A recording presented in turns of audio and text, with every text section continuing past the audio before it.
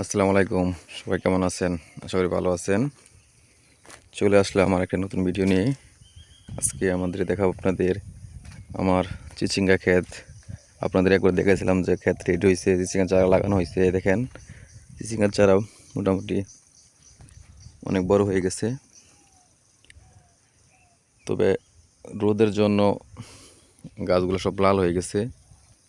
প্রচণ্ড রোদ, তাপমাত্রা এই বছর যে তাপমাত্রা, এই চৈত্র মাস চলে যাচ্ছে এখন পর্যন্ত বৃষ্টির কোনো লক্ষণ নাই।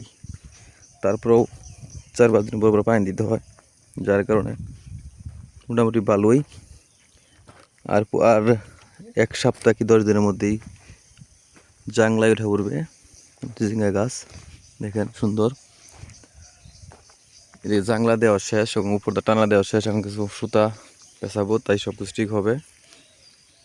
দেখাই সুন্দর ঘুরাই করে দেখাচ্ছি। দেখেন এই চিচিঙ্গা ক্ষেত আসলেই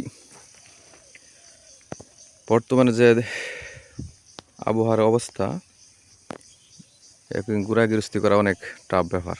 যার কারণে যে বৃষ্টি হয়, বিগত বৃষ্টি হয় না, যার কারণে এই পরিস্থিতি। দেখেন বৃষ্টি হলে একদিন এই গাছগুলো সব জাংলা উপরে উঠে পড়তো, যার কারণে বৃষ্টির না হওয়ার কারণে এই গাছগুলো এখন লাল হয়ে যাচ্ছে। পানি দিলে লাভ কি?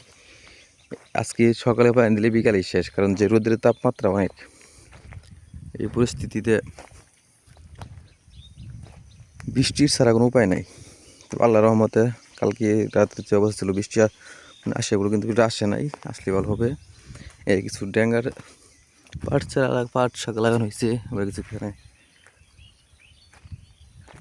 লাল শাক লাগানো হয়েছে।